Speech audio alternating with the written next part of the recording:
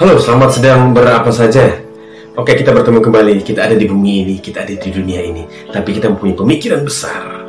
Oke, kita akan lihat beberapa teman dalam 10 tahun ke depan mereka akan kemana. Oke, kita akan lihat ya.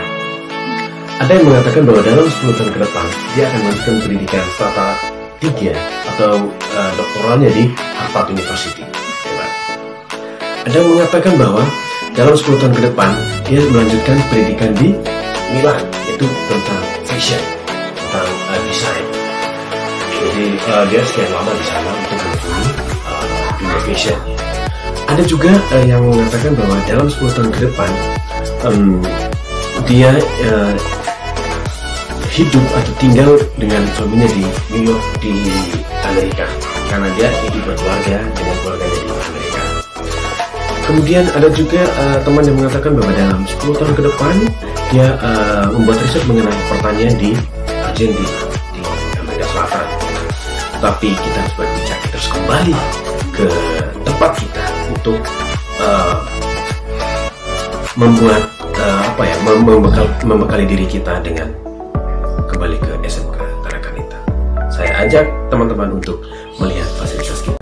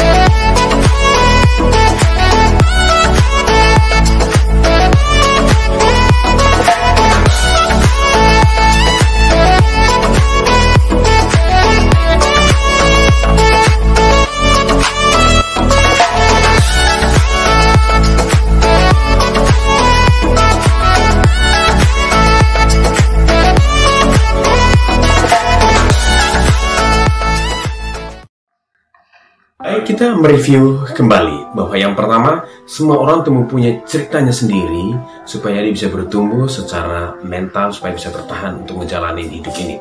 Terus yang kedua bahwa ada juga teman yang mempunyai kisahnya sangat miris, karena dia memiliki kisah hidup yang tidak semua orang memiliki cerita itu, tapi mereka juga bisa bertahan secara mental.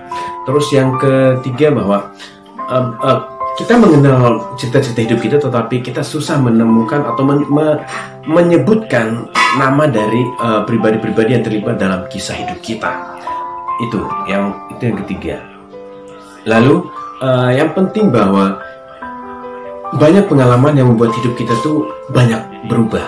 Jadi dalam 10 tahun ke depan saya yakin kalian tuh pasti berubah. Maka kalian menceritakan 10 tahun ke depan itu dengan sesuatu yang berbeda dengan apa yang kalian alami hari ini. Itu. Nah, kita lihat beberapa orang yang mempunyai hidup yang luar biasa. Okay? Misalnya Santo Agustinus. Santo Agustinus dia mempunyai perubahan hidup yang luar biasa. Dia dulu menjadi anak yang sangat nakal, anak yang bandel benar. Tetapi ketika didoain oleh ibunya, kemudian dia menjadi berubah. Hidupnya berubah dan dia menekuni pendidikannya sampai dia meraih gelar doktor, dan pendidikannya luar biasa dan sangat diteladani oleh orang-orang pada zaman itu. Lalu ada juga yang namanya Mother Teresa atau Santa Teresa. Dia meninggalkan kemewahan hidup di Eropa dan ingin hidup bersama orang miskin di Kalkuta, India. Dia ingin agar orang-orang yang sakit di India itu meninggal tetap sebagai manusia, jadi tidak meninggal seperti binatang atau hewan yang ada di kota itu. Nah, itu artinya apa? Pengalaman hidup yang membuat orang itu menjadi berubah. Nah, bahwa pada usia tertentu kita semua harus memilih. Pada usia tertentu kita akan berhadapan dengan pilihan, dan setiap detik kita mengalami yang namanya pilihan. Nah, materi kali ini itu adalah panggilan hidup berkeluarga. Ingat, panggilan hidup berkeluarga. bahwa hidup berkeluarga itu adalah sebuah panggilan. Negara melalui undang-undang perkawinan juga membahas mengenai arti dari perkawinan itu sendiri, yaitu ikatan lahir batin antara seorang pria dengan seorang wanita sebagai suami istri dengan tujuan membentuk keluarga atau membentuk rumah tangga, supaya mereka supaya mereka itu hidup bahagia, supaya mereka itu bisa kekal dan berdasarkan agama, berdasarkan ketuhanan yang Maha Esa. Jadi pengertian perkawinan menurut undang-undang perkawinan negara kita tetap mengacu pada agama. Itu yang hebat. Lalu menurut Wikipedia, perkawinan itu adalah upacara pengikatan janji yang dilakukan dilaksanakan oleh dua orang dengan maksud meresmikan ikatan perkawinan secara norma agama, norma hukum, dan norma sosial. Karena apa? Karena negara kita negara hukum, negara kita juga ada agama yang mengatur, dan juga kita hidup dengan sesama secara secara sosial kemasyarakatan. Nah, misalnya di teman-teman kita yang muslim mengatakan bahwa perkawinan itu harus ada calon istri, calon suami, wali nikah, dua orang saksi, kemudian ijab dan kabul. Tuh ya. Jadi di beberapa agama juga ada seperti itu, dan memang ada hal-hal yang esensial harus ada di sana.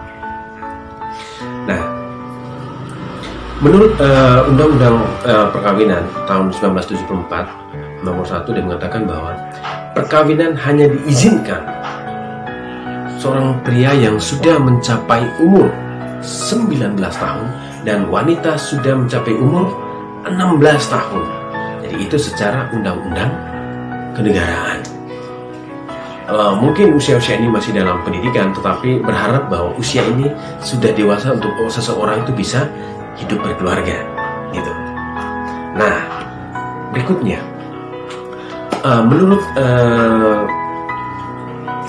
menurut kitab hukum kanonik, bahwa perkawinan adalah ikatan atau perjanjian perkawinan seorang laki-laki dengan seorang perempuan yang kemudian mereka membentuk persekutuan atau konsorsium seluruh hidup yang menurut ciri kodratinya terarah pada kesejahteraan suami istri atau bonum conjugum, serta kelahiran, pendidikan anak, serta antara orang-orang yang dibaptis dan oleh Kristus Tuhan diangkat ke martabat sakramen. Jadi itu pengertian perkawinan menurut kitab hukum kanonik. Itu dalam artikel 1055 atau 1055. Nah, hal yang penting di sini itu adalah bahwa baru bertemu atau melalui masa pacaran, tetapi kemudian bertemu dan dituntut untuk hidup bersama sampai maut memisahkan. Lalu satu versus satu perempuan, satu laki-laki, bukan satu perempuan banyak laki-laki atau satu laki-laki banyak perempuan, tidak. Itu hakikat pernikahan entah secara undang-undang agama, undang-undang sipil atau kenegaraan sama. Lalu bahwa setelah menikah orang harus hidup bersama. Itu yang hidup bersama itu ya, menikah artinya mereka mengikat atau membuat satu ikatan untuk hidup bersama. Tapi ada juga fakta bahwa orang setelah menikah kemudian mereka hidup berbeda entah secara daerah, bahkan di negara yang berbeda. Apakah perkawinan seperti itu bisa dianalisa seperti apa? Lalu bahwa dalam perkawinan susah senang dijalani bersama. Jadi jangan hanya senangnya saja, tetapi susah dan senang dijalani bersama. Jadi tidak hanya karena kemudian tidak suka, kemudian karena tidak tenang, kemudian karena percecokan, kemudian harus bercerai. Itu bukan hakikat perkawinan. Tidak pernah ada namanya perceraian. Dalam hukum apapun, dalam agama apapun, tidak ada perceraian seharusnya. Lalu bahwa dalam agama, misalnya dalam agama Katolik, perkawinan itu diangkat dalam martabat sakramen. Karena apa? Karena dengan orang membangun hidup berkeluarga, itu menjadi simbol, menjadi tanda bahwa Tuhan hadir di sana untuk membawa keselamatan. Dan cinta yang dibangun di antara suami dan istri itu adalah tanda atau simbol cinta Tuhan terhadap manusia. Maka ya teman-teman, silakan kalian masuk ke search engine kalian atau di mesin pencari kalian, entah di dalam Google Chrome, ketik ini dan silakan menjawab sebebas-bebasnya, tetapi juga secara logis dan sistem.